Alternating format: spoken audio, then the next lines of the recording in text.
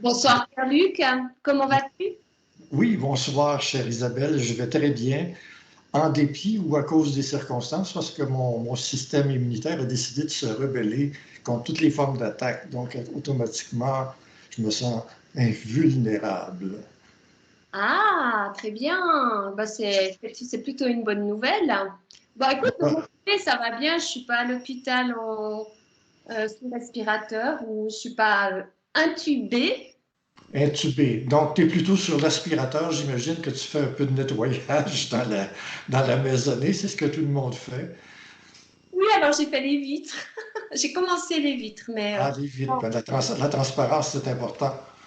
non, je suis surtout en forêt, beaucoup en forêt. Je fais beaucoup de randonnées ces derniers jours. Voilà. Oui, c'est permis en Suisse. En Suisse, on a le droit, bien sûr. Je vérifie.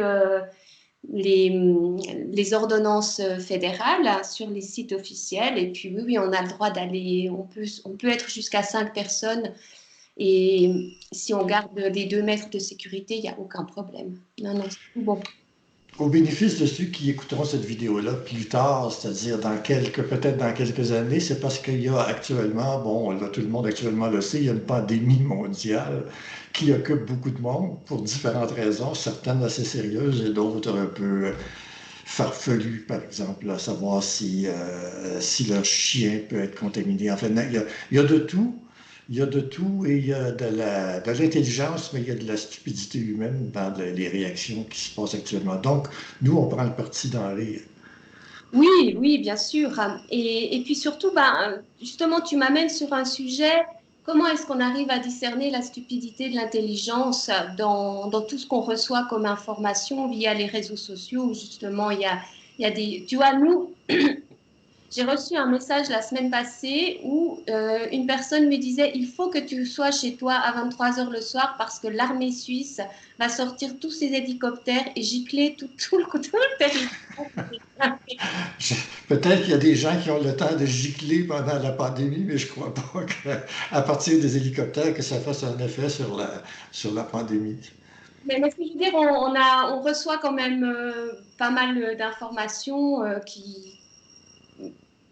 Qui sont dus, ici au Québec, on dit du charriage, là. En fait, c'est de la glissade vers l'hystérie, vers la superstition, la connerie en général. C'est caractéristique de l'être humain, surtout quand il est dans un état émotif intense. Donc, la peur de mourir.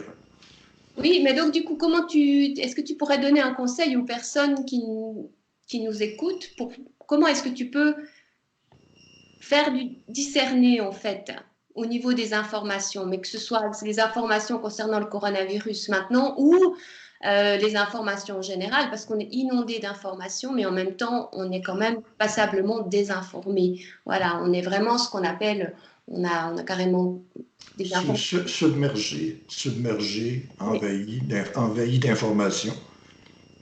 Ben, le seul conseil, si on veut l'appeler comme ça, c'est que dans le fond, c'est facile de discerner qu'est-ce qui est intelligent si vous vous référez à votre centricité. Mais c'est quoi la centricité? Tout. Ben, la centricité, c'est un mot, mais on le sait quand on l'a. C'est un peu comme l'eczéma ou enfin non, mais je compare. On est vraiment à la blague. C'est qu'on s'est parlé un peu avant, puis là, ça se continue. Et non, mais la centricité, c'est lorsque ta, tes différents centres, par exemple, l'esprit, ce qu'on appelle le cœur et même le ventre vont aller dans le même sens. Ils vont te dire oui ou ils vont te dire non. Tu n'as pas beaucoup besoin d'arguments comme ça. C'est le système de lumière verte ou lumière rouge, si on veut le prendre visuellement. Mhm. Souvent, j'utilise ce système-là avec les gens parce qu'ils ne savent pas quelle décision prendre. On les prend une par une. Est-ce que ça c'est vert? Est-ce que ça c'est rouge? Là, les gens ont tendance à dire je ne le sais pas, mais on s'habitue à le savoir parce que la première réponse, c'est oui. Donc, dans le cas d'une pandémie, devant une information, c'est je vais vérifier. Et dès que ça parle à l'intelligence, c'est oui. D'accord. C'est difficile de donner ça autrement parce que la première chose, c'est qu'il faut se débarrasser de l'émotion. Et ça, c'est pas facile pour un être humain. Puis surtout lorsqu'on touche, on touche aussi, mais lorsqu'on touche le cerveau reptilien qui tout de suite prend panique au moment où il est mis en danger ou où il se croit mis en danger. Donc, il faut vraiment contrôler ça. Il faut vraiment que l'esprit, celui qu'on a, je le dis pas au sens péjoratif, celui avec lequel on est capable de connecter, domine l'émotion, que l'esprit prenne autorité sur l'émotion. C'est peut-être une belle occasion présentement pour pratiquer j'allais dire, cette discipline-là ou cet acte de volonté-là. C'est l'esprit qui parle à l'émotion, c'est l'esprit qui parle au corps, l'esprit qui parle à l'âme. C'est beau, là. Il faut le pratiquer. Mais de toute façon, l'avantage, c'est qu'on est souvent testé pendant une vie terrestre. On est souvent testé à le faire. Une fois qu'on connaît le principe ou le but à atteindre, ben on peut, à chaque fois qu'on se prend en défaut de maîtrise de l'esprit sur l'émotion, on peut tout de suite agir. Foutez-moi ça à la porte, en parlant des émotions ou en parlant des idées bizarres. C'est une autorité que la personne prend sur elle-même. On l'appelle, à un autre niveau, on l'appelle la volonté. C'est une autorité qu'on prend sur soi et sur les événements ou sur notre perception des événements. Oui. Si vous regardez la pandémie, si vous la regardez comme on regarderait un film, une pandémie qui se serait passée, par exemple, en 1918, il n'y a pas un film qui sort présentement sur ça, ou 1917, enfin c'est sûr, bon, ça se passe dans les tranchées avec les soldats, je pense, j'ai pas vu le film, mais il y a eu une pandémie qu'on a appelée la grippe espagnole après ça. Et c'est certain qu'il n'y avait pas les moyens qu'on a aujourd'hui pour se guérir ou pour prévenir. Mais quand même, la pandémie, vous la regardez de la même façon qu'un film. Vous regardez l'écran à la verticale, vous regardez-le à l'horizontale sur votre tablette, votre iPad. Mais plus vous survolez ça de haut, plus vous voyez l'affolement autour et vous décidez de ne pas entrer dans ce jeu-là. Uniquement d'être intelligent au niveau de précaution, apprendre. C'est tout. Si pour ça, il vous faut couper avec les médias, ça vous prend un minimum d'informations, mais vous le savez déjà de toute façon. Il y a une forme de confinement, il y a le lavage des mains. Bon, ce sont des précautions connues depuis longtemps au niveau antiseptique, au niveau de la sepsie. Donc, il suffit que vous sachiez ces éléments de base-là et si nécessaire, je le répète, vous vous coupez du surplus d'informations avant d'en faire une indigestion. D'accord. Quand tu parles des émotions, parfois on peut être face à des émotions où tu peux avoir des peurs parce que ta survie physique est directement menacée. Bien sûr. Donc, dans ce cas-là, c'est peut-être un peu extrême mon exemple, mais comment tu peux... comment tu fais en fait? Parce que tu vois, tu peux être face tout à coup à des éléments où c'est... Enfin, Qu'est-ce que tu veux dire exactement? Comment tu sais si ta vie est menacée? Tu sais ce que tu veux dire? Ouais, ça peut arriver parfois de te retrouver, tu vois, tu peux te retrouver, tu peux avoir ta vie qui est menacée, oui, oui. Vraiment, c'est des choses... Il y a des fois, c'est évident, c'est-à-dire si tu traverses la rue puis un camion s'en vient vers toi, tu le sais très bien. Quand tu ne le sais pas, mais que ça pourrait être dangereux pour toi, il y a une étape préalable très intéressante, c'est d'avoir vécu peut-être suffisamment d'expérience pour te détacher de la possibilité de la mort.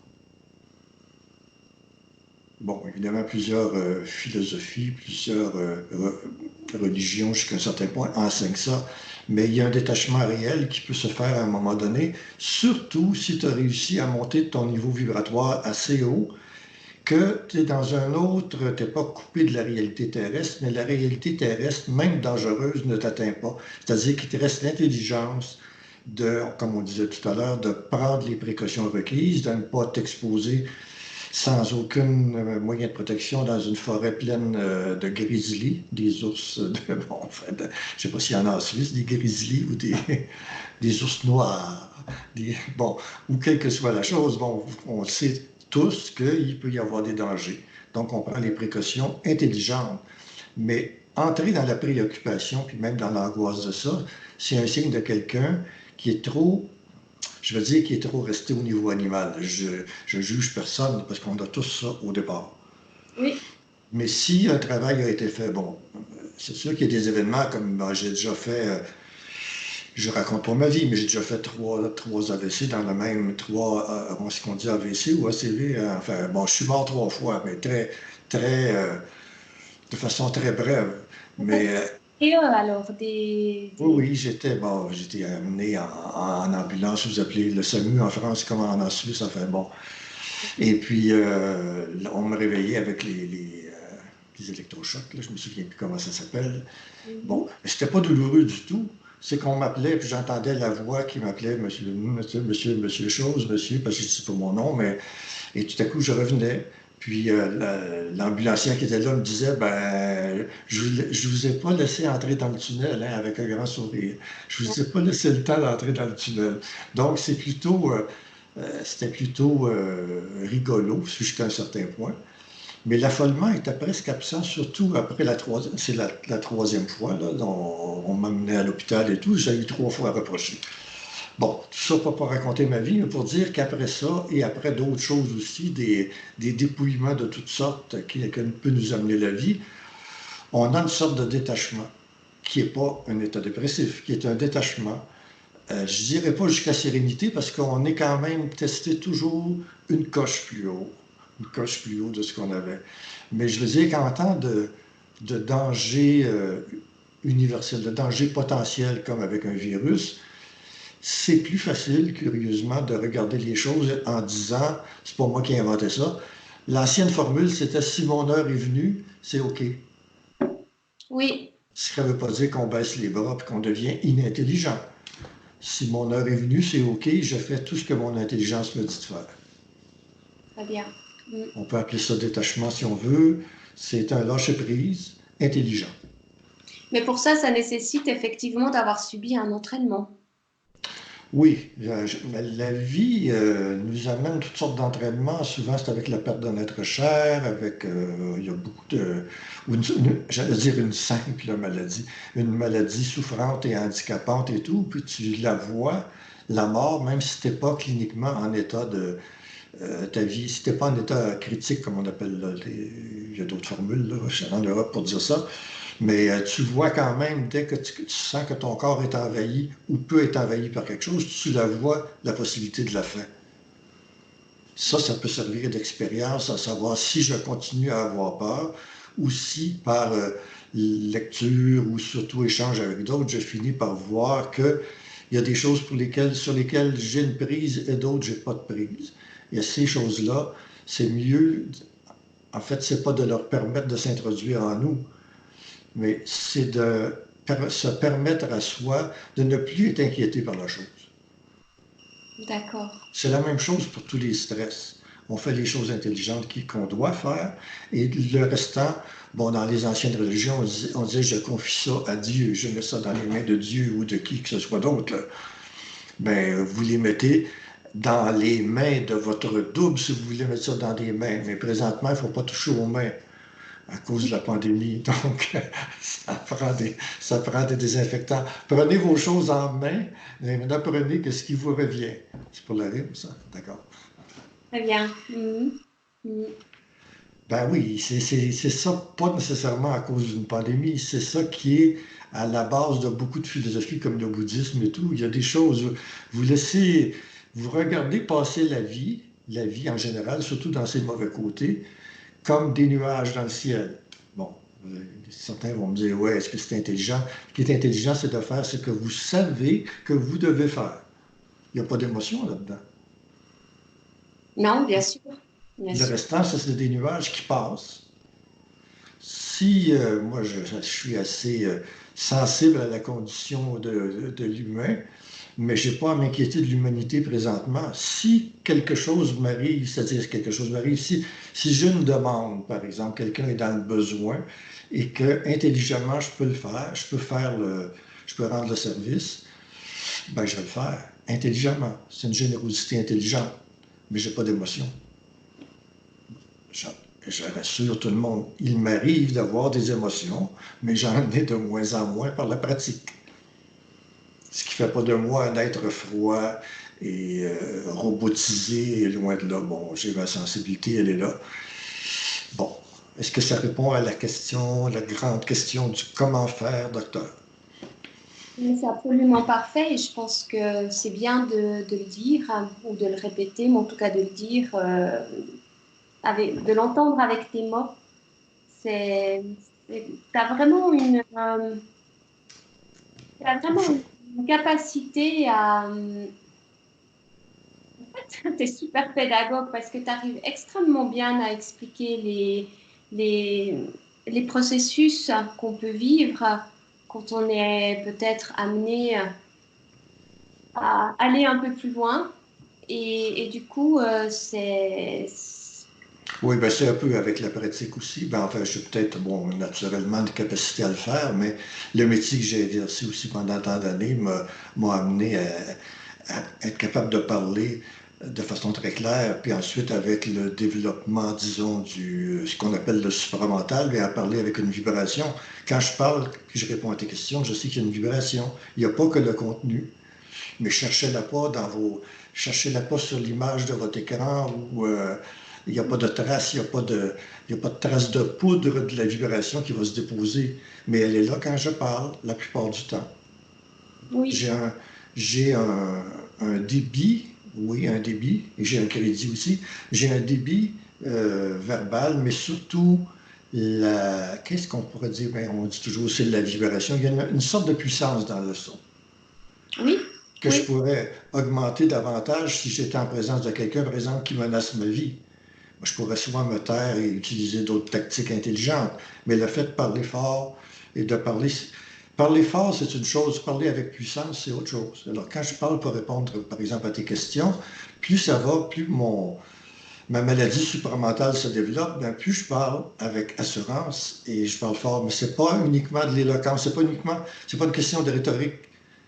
C'est une question de puissance vibratoire. Je pulse, je pulse.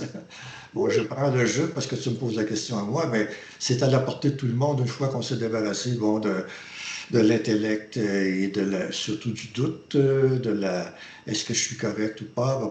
Bon, ça aussi c'est progressif, mais dans le monde présentement, je connais beaucoup de gens qui sont en train d'émerger de ces états-là. Là. Par exemple, si je me risque sur une piste parallèle, je travaille beaucoup avec les femmes. Je vais parler de la femme un peu au niveau de la puissance. C'est important que la puissance de la femme ne soit pas que dans les mouvements féministes. Ça fait son travail, ça. La puissance de la femme individuellement, elle est dans sa parole assurée. Que la femme cesse de se dire, je ne serai peut-être pas à la hauteur. Est-ce que ça va être intelligent ce que je vais dire? Est-ce que je vais me tromper? Bon, on connaît la rengaine, il y a un listing. Donc, à mesure que la femme, je dis la femme, c'est bon pour l'homme aussi, mais à mesure que la femme cesse ce jeu pernicieux-là de se questionner au moment de parler, elle prend sa parole, puis même très rapidement, plus rapidement que l'homme, parce elle touche, elle capte plusieurs niveaux en même temps, plus que l'homme en général. L'homme a tendance à s'asseoir sur le connu de son autorité factice, qu'il a depuis des générations, et il a tendance davantage à la domination, pas par mauvaise volonté, mais par besoin de tuer l'autre. Par exemple, c'est qu'on parle de l'instinct du chasseur qui a toujours besoin de tuer sa proie. Donc, quand l'homme est en échange, si on veut, ou il se donne droit à la parole, souvent il veut casser l'autre, comme ça se fait souvent en politique, par exemple, les échanges politiques, c'est un bel exemple, que ce soit, bon, je ne voulais pas le nommer, Mélenchon ou un autre, ce sont des personnes qui veulent absolument casser l'autre, le déstabiliser, et non se grandir eux-mêmes et faire grandir l'autre. La femme a plus de tendance, a plus d'affinité pour ce genre d'augmentation vibratoire, si elle cesse son jeu de se questionner. Oui, c'est la vibration qui te fait prendre ta respiration. je te laisse parler, je te laisse parler. Ben non, tu es engagé, je te paie un gros prix pour que tu me poses des questions. Ça va te faire rire. Oui, bien sûr, mais en même temps, on voit que quand il y a des problèmes, on a vite fait aussi de redescendre justement dans le fonctionnement du cerveau reptilien, dans des choses très archaïques dont on n'est souvent pas conscient. Et oui, c'est vrai quand tout va bien, mais après, c'est quand il y a des problèmes, c'est là en fait où on voit ce qu'on arrive, si on arrive effectivement à sortir de De ces vieux réflexes, si on veut. ce répertoire de réactions qu'on se trimballe depuis des générations et des générations et qui constitue aussi notre humanité. Oui, c'est vrai qu'on a toujours cette facette-là ou ces strates-là de l'humanité, comme tu dis, mais il y a des personnes, en général, des personnes qui vont écouter ou visionner, ben c'est plutôt écouter cette vidéo-là, ont déjà une conscientisation plus que la normale. Ça ne s'agit pas d'en faire des élus ou ouais, bon, en tout cas, ce sont des personnes qui ont déjà une conscience plus élevée. Donc, ces personnes-là, là, vous, moi et nous tous, il faut prendre conscience que, quelle que soit la situation terrestre, on est toujours testé.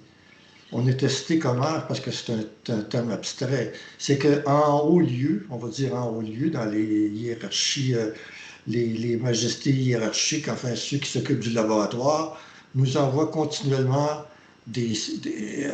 comment on appellerait ça, ils prennent des échantillons, ils prennent des mesures continuellement au début de l'expérience et à la fin, ou à chaque instant s'ils veulent, pour mesurer à quel degré de résistance électrique, j'appelle ça électrique, là, les circuits nerveux, à quel degré de résistance on est rendu et quel degré supplémentaire ils sont capables de nous infliger, on va dire, ils sont capables de nous gratifier, si on le prend comme un cadeau. Voilà, un cadeau du ciel. Donc, à chaque instant et sur de longues périodes, et par épisode aussi, on est testé, on a des mesures qui sont prises de notre capacité énergétique, que j'appelle électrique, parce que c'est sûr que la vitalité, les mesures qui sont prises de la vitalité ou de l'émotion sont là, mais c'est la capacité du système nerveux, donc dans le futur, de la volonté qui est enregistrée pour savoir, bon, c'est le travail de l'ajusteur de pensée normalement, alors pour savoir à quel degré on peut pousser encore. Donc dans les cas de pandémie, catastrophes, événements mondiaux, c'est un bon moment. Puis on peut en rajouter pour les initiés, je les appelle comme ça. Je ne sais pas si c'est une gloire, mais enfin, pour les initiés ou les gens à initier, on va peut-être profiter de ces événements mondiaux-là pour vous envoyer en surplus quelque chose. Parce que c'est pas assez pour vous. Juste la pandémie, par exemple. Si je vois ton petit sourire, c'est pas une prédiction, là. Je fais pas de prophétie. J'ai changé mon nom Nostradamus pour Pierre-Luc. Ouais, c'est sûr de bon en gros pour si je comprends tes propos, c'est bah plus t'en reçois, plus ça veut dire que tu as de Plus capacité. tu reçois de la merde, plus tu es content. Non, non, ça c'était le judéo-chrétien, ça. C'est-à-dire plus tu souffres, mieux c'est. Ça veut dire plus tu as la capacité à dépasser en fait, c'est ça. Oui, c'est ça. C'est qu'on normalement, on peut les appeler des coachs, enfin, si on veut, ou des couches de souffrance, enfin, mais oui, oui, mais normalement, le bon coach doit savoir à quel moment te faire monter la barre, disons. Il Oui, paraît qu'il fonctionne comme ça, mais c'est pas toujours évident pour nous, les pauvres petits humains qui se défaisons les muscles à vouloir sauter plus haut. oui, oui, mais après ben, ils utilisent aussi beaucoup la saturation, hein, ça c'est pour aussi un peu neutraliser l'émotionnel. Enfin, c'est quelque chose que j'ai expérimenté. Je ne sais pas qu'est-ce que tu en penses. C'est-à-dire qu'à un moment donné, tu reçois, puis tu satures, en fait. Et Oui. puis, oui, je Oui, t'entends. mais normalement, ils sont supposés arrêter à ce moment-là, mais ils peuvent te pousser tellement que tu es obligé, dans des moments comme ça, de développer ta volonté, c'est-à-dire d'aller dans une colère comme tu n'as jamais eu avant. La colère étant pour rééquilibrer, il ne faut pas que tu la réfléchisses comme ça, mais là, je l'explique. La colère étant pour rééquilibrer le trop-plein. C'est comme, euh, Mhm. c'est comme ouvrir une soupape qui permet au trop-plein de sortir, mais au lieu de sortir par le cœur ou par l'émotion, il sort par la colère mentale, dirigée vers ces forces-là. Oui, oui, bien sûr. Bien C'est sûr. comme si le centre coronal et pas le coronavirus, il y a un lien, mais le centre coronal, la couronne, bon voilà, appelez-le comme vous voulez, le septième chakra, s'ouvrait pour laisser sortir la colère mentale à partir de la pulsation de la gorge. D'accord, oui. Et c'est à partir de là que les choses aussi, elles peuvent se rééquilibrer, puis qu'on quitte aussi un peu des états justement émotionnels. Oui, mais ça recentre, j'allais dire brutalement, brusquement, ça recentre immédiatement ou enfin pas longtemps après. Parce qu'au début, on n'a pas tout à fait l'habitude, puis encore là, on se demande si on est correct, puis on est face aux enseignements qui nous ont été donnés, que la colère, c'était pas beau, et que ça peut faire du mal à autrui. Autrui, je ne le sais pas, mais si on regarde, ça dépend si on regarde les cochons, ça peut faire du mal à autrui, peut-être. Excusez encore la blague, c'est un petit démon qui m'habite et qui... je te vois rire, c'est dommage qu'on n'ait pas l'image là, dans la vidéo. Bon, qu'est-ce que je disais? Oui, tu parlais de tri, mais bon. Bon, ah oui, les enseignements qui nous ont été donnés de faire attention aux autres, aux autres trucs, aux autres, voilà, excusez-moi. C'est important de faire attention autrui parce que sont absolument. Oui, mais il faut faire le respect. Bon, je reviens, si on appelait ça sérieux, je reviens sur le respect doit être là entre les humains. Mais c'est pas une question si on s'adresse à un être humain puis qu'il faut monter le ton. C'est pas une raison, je voulais dire, c'est pas une raison pour ne pas monter le ton lorsqu'il faut le monter. Et si jamais on dérape ou on a l'impression de déraper, on revient ensuite avec ce que Bernard de Montréal appelait rebalancer, rebalance. Bon. Mhm. C'est-à-dire demander à la personne est-ce que je t'ai blessé. Ne pas retirer ce qui a été dit, sauf si c'était totalement inintelligent. Mais souvent, ce qu'on a à dire, on doit le dire quelque part. Bien Et sûr. la façon ultime, raffinée et tout, on ne l'a pas au départ. De toute façon, on ne l'a jamais pour toutes les personnes. Il n'y a rien d'universel là-dedans. Il y a le discernement qui s'apprend. Bon. Mais discernement ne veut pas dire retenu. Quelque chose doit être dit, il faut le dire, il faut le pulser par la gorge et quitte après à rebalancer, comme on peut faire avec un enfant. L'enfant fait quelque chose qui doit être réprimandé. Bon, il y a un dosage, mais souvent il faut monter le ton. Et après, est-ce que tu as bien compris, maintenant on peut faire autre chose, on va aller manger une glace ou on va aller faire quelque chose d'autre. Puis ça garde le lien, ça garde le lien positif, si on veut, entre les deux personnes.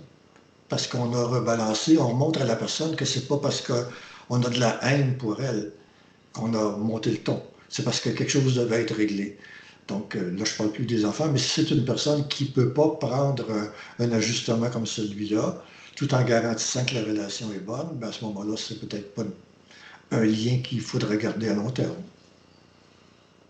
Mais tu crois pas que tout n'est pas bon à dire? Enfin, tu crois pas. C'est un peu, Il y a un temps pour dire chaque chose. ouais. Parce que tu vois, après, tu peux très bien, des fois, ça pulse, et puis tu sais que tu peux vraiment aussi mettre. Moi, je suis encore beaucoup, enfin, je suis encore beaucoup dans la réflexion par rapport à ça, parce que j'ai surtout pas, j'essaie vraiment d'éviter de blesser les autres. Et puis, en définitive, je vois Oui, que mais tu vois, là, si je me permets de prendre le titre d'exemple, juste le ton de ta voix, ta gorge s'est serrée en disant ça. Là, il y a une mimique, une gestuelle que les gens ne voient pas. Ta gorge s'est serrée, tu es un peu, t'as pris un peu une voix de petite fille qui ne doit pas se fâcher. Si je regarde juste dans ton présent. Et si tu me posais la question, parce que même pour commencer, même avant de changer de voix, tu as commencé à dire, je réfléchis beaucoup là-dessus. Tu vois, il y a deux, bien il sûr y a, que je suis pas bon, du tout dans, tu vois, j'en suis là où j'en suis. Et puis, c'est vrai que qu'il y a encore des anciens mécanismes. Puis après, oui, bah, c'est bon, sûr. oui, on est d'accord avec ça parce qu'on est tous comme ça. Mais je prenais, parce que je te connais un peu, là, fait que je te prenais un peu à titre d'exemple que dès que tu évoquais la possibilité de laisser sortir la colère nécessaire, tu évoquais la retenue, la peur de blesser les gens. C'est de ça que je parlais. C'est-à-dire que quand tu es sûr de toi, que tu es dans ta puissance, tu n'as pas peur de blesser les gens parce que tu te fies à ton intelligence. Oui. Tu montes le ton, parce qu'on parle de ça, c'est ça qui est le plus dur à faire, là, quand les gens ne sont pas habitués. Il y a les dominants qui montent toujours le ton, puis auquel il faut faire baisser le ton. Voilà. Bon. Mhm. Mais je parle beaucoup de la femme, pas uniquement, je parle beaucoup des gens qui retiennent leur parole par peur de blesser. Bon, c'est évident que si vous avez le respect de l'humain à l'intérieur de vous, il n'y a pas grand chance que vous blessiez. Les risques sont plus que vous contourniez les problèmes et que vous laissiez s'envenimer une situation au détriment des autres ou à votre détriment, c'est-à-dire commencer à avoir des stress dans vos cellules, par exemple. Éventuellement des cancers, par exemple, des femmes qui laissent soit des parents ou des conjoints empiéter sur leur existence et tout. À ce moment-là, pour ne pas, par exemple, briser le couple, ben, vous vous exposez à une contamination de vos cellules qui n'est pas nécessairement une pandémie, c'en est une à un autre niveau. Bien sûr. Donc, Oui. le risque, c'est pas de blesser les gens pour les personnes qui sont sensibles et qui ont du respect. Le risque, c'est de vous blesser vous-même. Si jamais ça écorche un peu les personnes, comme je disais tout à l'heure, vous rebalancez. Une relation, ce n'est pas que du bonbon. Une relation que ce soit avec des enfants, avec des conjoints, conjointes, avec des amis. Avec des amis, souvent, on se ménage davantage. Mais quand tu dois partager la même vie, ou qu'il y a des amis très proches qui ne te traitent pas avec complaisance quand tu leur poses des questions, des vrais amis, quoi, mais il peut y avoir des frictions, voilà, des frictions, des frottements sur l'écorce de l'arbre. Et si jamais il y a un morceau d'écorce qui part, il faut comme colmater d'une certaine façon, mais ne pas regretter. D'accord. Oui. C'est une différence, là, je le mentionne, ne pas regretter.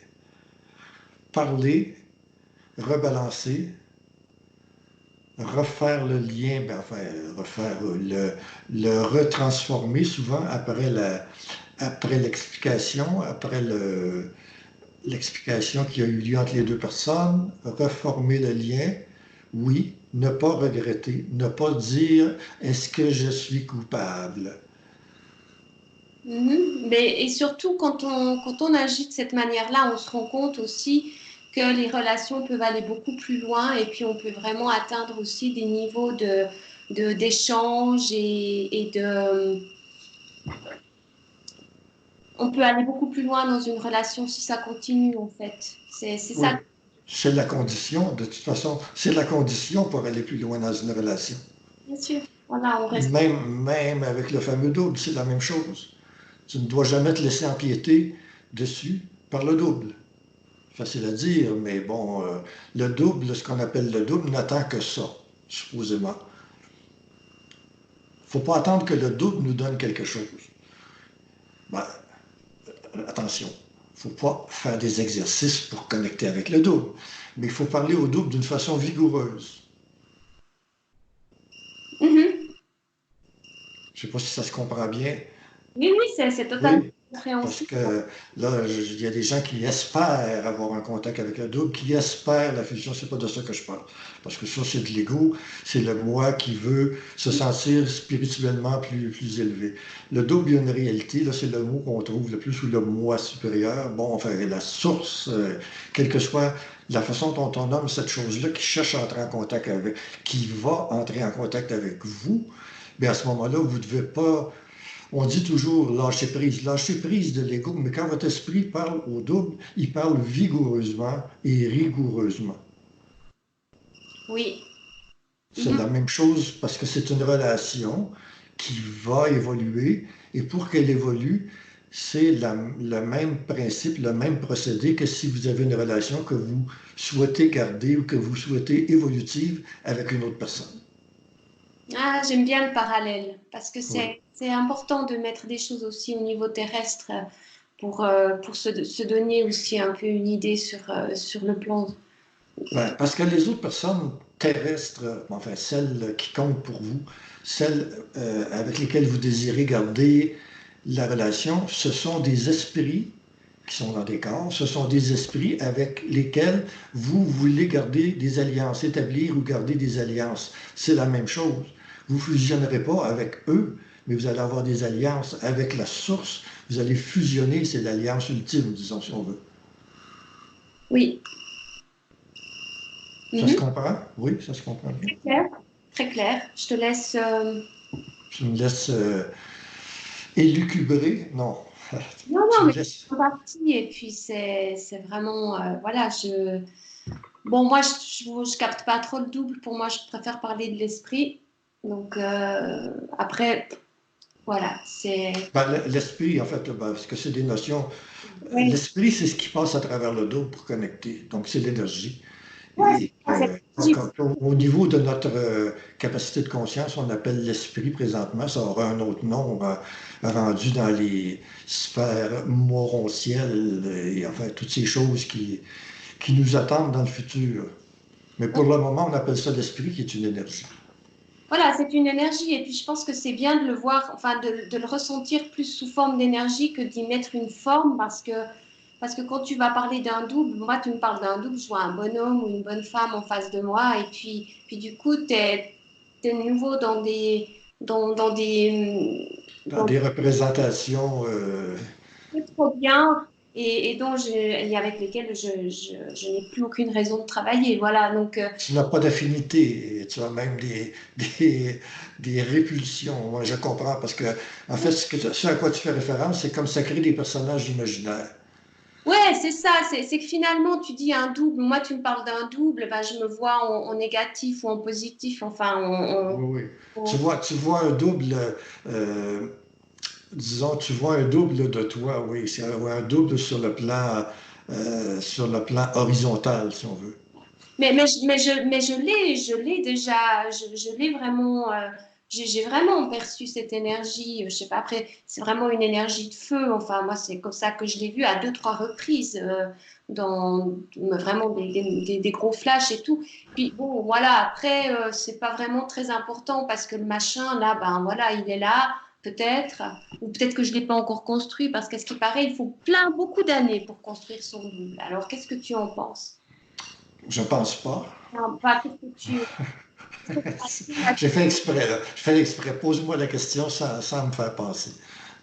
On entend souvent que c'est un processus quand même qui est relativement long au niveau de que ça peut prendre plusieurs incarnations et de construire son double parce que c'est des phrases que j'ai souvent lues dans les articles, construire son double et je vous laisse. Construire son double, le double, il se construit à la mesure d'abord de son, je vais dire, sa préprogrammation, c'est-à-dire c'est programmé dans le temps, de quelle façon et à quel niveau le double va fusionner. Le temps que ça prend pour le faire, c'est pas nous qui le construisons, c'est-à-dire nous construisons notre fondation pour être capable de supporter l'énergie du double. D'accord. Mais on ne construit pas le double. Le double, il se révèle, si on veut. C'est un jeu de mots. Il se construit à partir de l'énergie qu'on dégage, l'énergie qu'on pourrait appeler de résistance ou d'opposition, plutôt c'est plus juste, de l'énergie d'opposition qu'on lui met. Ça crée beaucoup d'énergie et il se construit ou s'éveille. Avec ça, il grandit en puissance et on grandit en puissance sur le niveau terrestre et éventuellement, les puissances sont suffisamment complémentaires ou équivalentes pour que la fusion se fasse. J'ai Oui. perdu ta question par contre. Non, non, mais non, très bien. Mais donc, du coup, c'est un processus qui peut prendre, si ça a été décidé que ça pouvait prendre 2 ans, on imagine 2 ans sur une vie terrestre pour que ce soit fait. Mais par exemple, est-ce que c'est possible ou est-ce que ça prend effectivement, parce que moi, je lis souvent. Ça prend Oui, ben là, tu fais beaucoup de lectures, oui, ça peut être intéressant, mais éventuellement, ça peut être mélangeant. C'est comme pour la pandémie, là. C'est ce que ça, tu arrives avec un surplus d'informations. beaucoup. Alors après, je suis pas une personne qui lit le plus. Je connais d'autres personnes qui bouffent tout ce que tu peux trouver dans le matériel supramental. Moi, pas. Simplement, je suis tombée sur des choses et puis c'est quelque chose que j'ai vu quand même chez différents auteurs que ça pouvait prendre, bah, que ces personnes disent que c'est un processus qui peut prendre beaucoup d'années. Ça peut prendre des millénaires pour certains êtres, surtout les nouvelles âmes. On ne sait pas ce qui adviendra de ces âmes-là après ou pendant les grands bouleversements qui sont annoncés. Mais disons que pour la plupart des gens qui actuellement sont sensibles et ont vraiment, disons, sentent vraiment à l'intérieur d'eux que l'évolution et que le niveau de conscience déjà est supérieur à celui de la masse, eh ben, c'est pas des millénaires en principe. Mais il ne faut pas se soucier de ça, parce que ça se fait à la mesure des capacités de l'être humain, je l'ai dit tout à l'heure, de supporter, de composer avec l'énergie électrique puissante, le voltage extrêmement élevé que ce double-là envoie par les événements, par la déception notamment. C'est très, très intéressant, la déception, pour faire envoyer du voltage. Alors, ça se fait à la mesure de la personne qui devra un jour fusionner. Il peut y en avoir dont la fusion va être retardée par besoin de reconstruire des parties qui auront brûlé prématurément. Quoique, en principe, le double, le moi supérieur, l'ajusteur de pensée, doit savoir quoi faire. Mais apparemment qu'il y a des ajusteurs qui sont... Les ajusteurs n'ont pas tous la même compétence, apparemment. Ça, je ne peux pas vérifier. Mais je discute très fort avec le mien. Parce que à certains moments, je me crois supérieur. Je plaisante. Ça peut m'arriver d'avoir des petites épreuves de force, ou ce qui me paraît être des épreuves de force qui peuvent paraître peut-être ridicules vues d'en haut. Bon, alors la fusion se fait au moment où les charges électriques permettent de le faire. Donc, c'est différent pour chaque personne. La fusion, c'est quelque chose, c'est une notion qui a été enseignée par Bernard de Montréal dans le supramental pour préparer l'esprit à des choses comme celle-là, mais pas en disant que c'est nécessairement un objectif de la vie terrestre actuelle des personnes qui sont en contact avec le matériel. Voilà. Très bien, merci. Bah, c'est important, ces précisions. Donc, on ne s'occupe pas de la fusion, on en parle, parce que c'est une direction lointaine, prochaine. Bon. Ça a envie de fusionner, hein, mais voilà. Ah ben ça crée une vibration la fusion, le concept de fusion nous sort de la confusion. Voilà, on pourrait le dire comme ça. Ça a l'utilité d'orienter notre esprit vers plus haut, mais pas d'en faire un but du genre gagner le ciel ou se retrouver au paradis avec 72 vierges. Bon, il y a des croyances comme celle-là. Bon, non, je ne peux pas trop me moquer de certaines croyances, mais je me dis toujours, ceux qui se font sauter, je ne parle pas des vierges, mais je parle des martyrs qui se font exploser avec les bombes et on leur promet 72 vierges pour l'éternité. Mais est-ce qu'ils ont pensé, ces mecs-là, que 72 vierges, c'est pas une grosse provision, parce qu'une fois que on va dire que tu l'as sauté, elle n'est plus vierge, donc tu as épuisé les 72 assez rapidement. C'est une blague. Voilà, le supramental n'empêche pas les blagues. Ce que je voulais dire, je suis en effervescence, là. Bon, Oui, oui. oui. Bon, c'est permis la blague quand même. Et ce que je voulais dire, c'est que la fusion, ce n'est pas un but céleste à poursuivre. C'est un phénomène entièrement mécanique. Mécanico-énergétique ou électrico-magnétique, mais ça marche avec des données ou il y a des dosages de prévus au niveau de l'énergie. Quand ces dosages-là sont respectés et que les circuits peuvent le prendre de part et d'autre, la fusion se fait. Dans combien de temps? Ah. Mais ce qui est important, c'est d'augmenter sa capacitance, comme on dit en électricité, la capacité de supporter l'électricité, le voltage qui nous sont imposés par les éléments de la vie, par un paquet de choses. Oui, et c'est de cela dont on doit se préoccuper tout d'abord. On doit se préoccuper, on doit se concentrer, mais pas se préoccuper. Oui, on va se dire, oui, c'est pas... Je sais, mais c'est pas pour te reprendre pour le plaisir de te gosser, comme on dit en québécois, c'est parce que je surveille les mots se préoccuper, s'inquiéter, s'angoisser, là. Non, c'est pas qu'on doit, on s'occupe. On s'occupe de notre vie terrestre. Voilà. Comment est-ce qu'on va gérer les événements et comment est-ce qu'on va mener notre vie le mieux possible. Très bien. Eh bien, je te remercie beaucoup, Pierre-Luc, et puis je te souhaite une bonne continuation de journée. Au Oui, plaisir. ben, pour moi, c'est un plaisir de travailler avec toi. Ben, peut-être que j'étais déjà en vibration par autre chose aussi aujourd'hui, mais je trouve que c'est la deuxième fois que tu m'interviews et Oui, chacun, on prend un peu le beat, comme j'allais dire, ou enfin une sorte de complicité vibratoire. En tout cas, c'est très agréable. Merci de m'avoir donné l'occasion de parler, moi qui souvent fais parler les autres, mais j'aime bien aussi. bah écoute, au plaisir pour peut-être une prochaine interview. Et d'ici là, passe une belle fin de journée. Toi aussi, ma chère.